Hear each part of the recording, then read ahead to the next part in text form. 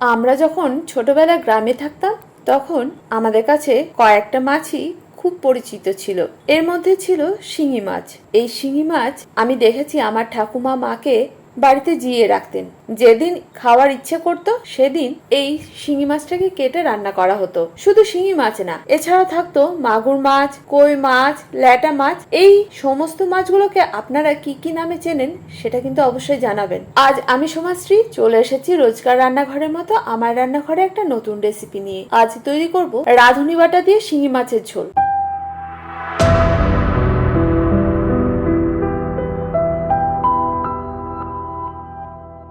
এই রান্নাটা কিভাবে তৈরি করবেন, তবে তার আগে বলে নিই এই রান্নাটা তৈরি করার জন্য কি কি উপকরণ লাগবে। আমি নিয়েছি এখানে প্রায় 700 গ্রাম শিঙি মাছ। এই শিঙি মাছটাকে ভালোভাবে ধুয়ে জল ঝরিয়ে নিতে হবে। এই মাছটা তৈরি করব যেহেতু আলু কাঁচকলা দিয়ে, তাই দুটো কাঁচকলা নিয়েছি, দুটো মিডিয়াম সাইজের আলু নিয়েছি যেগুলো লম্বা লম্বা করে কেটে নিয়েছি।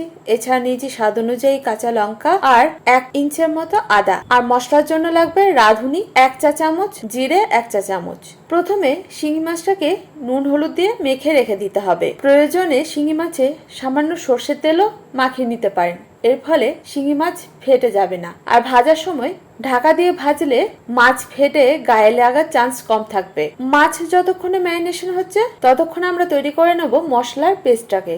এর জন্য মিক্সি জার নিয়ে নিয়েছি, এর মধ্যে দিয়ে দিয়েছি রাঁধুনি, জিরে, স্বাদ অনুযায়ী কাঁচা লঙ্কা, কেটে রাখা আদা আর সামান্য জল। এবার এটাকে একটা মিহি পেস্ট তৈরি করে নেব।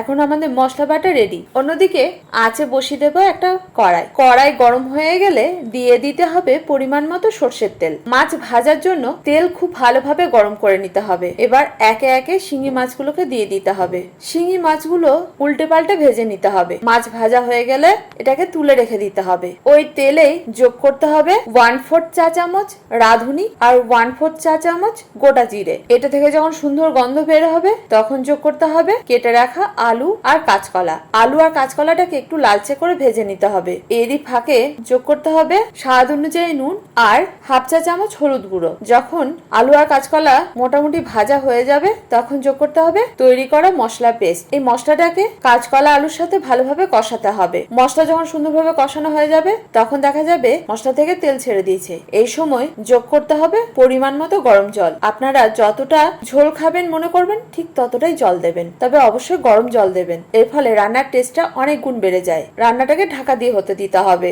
জল যখন খুব ভালোভাবে ফুটে যাবে, আলুও যখন প্রায় 80% সিদ্ধ হয়ে যাবে তখন দিয়ে দিতে হবে ভেজে রাখা শিঙি মাছগুলোকে। এই মাছগুলো দেওয়ার পর আমার মনে হয়েছিল আর একটু জলের প্রয়োজন, তাই আমি আরো একটুখানি গরম জল ব্যবহার করেছি। এরপর আবার বাদবাকি রান্নাটাকে ঢাকা দিয়ে তৈরি করে নিয়েছি। এখন রান্না পুরোপুরি কমপ্লিট। 5 থেকে 10 মিনিটের মধ্যে রান্নাটা পুরোপুরি কমপ্লিট হয়ে যাবে। এই গরম গরম শিঙি মাছের ঝোল ভাতের সাথে অসাধারণ লাগে। আর শিঙি মাছ কাঁচকলার গুণাবলী তো আলাদা করে বলার প্রয়োজন নেই। যদি আপনারা রাঁধুনি বাটা দিয়ে কখনো শিঙি মাছের ঝোল না বানিয়ে থাকেন, আমার কথা বিশ্বাস করে একবার তৈরি করে দেখুন। সত্যি কথা বলতে শিঙি মাছ এভাবে আগে হয়তো আপনারা কখনো খাননি। আর যারা এভাবে তৈরি করেছেন তারাও কিন্তু কমেন্ট করে জানাবেন সেটা খেতে কতটা সুন্দর হয়। তবে যারা আজকে প্রথম আমার রান্না দেখছেন, ইউটিউব থেকে দেখে থাকলে চ্যানেলটাকে অবশ্যই সাবস্ক্রাইব করবেন। ফেসবুক থেকে দেখে থাকলে পেজটাকে ফলো করতে ভুলবেন না। আমার রান্না বা রেসিপি ভালো লাগলে লাইক শেয়ারও করতে ভুলবেন না। আমার রান্না যেন আপনাদের মতো অনেকের কাছে পৌঁছে যায়। আর যারা প্রথম দিন থেকে আমার সঙ্গে আছেন তাদেরকে অসংখ্য ধন্যবাদ। এইভাবেই আমার সঙ্গে থাকুন। আজ এই পর্যন্ত, দেখা হচ্ছে পরবর্তী ভিডিওতে। আপনারা ভালো থাকুন, সুস্থ থাকুন এই কামনা করি। ধন্যবাদ।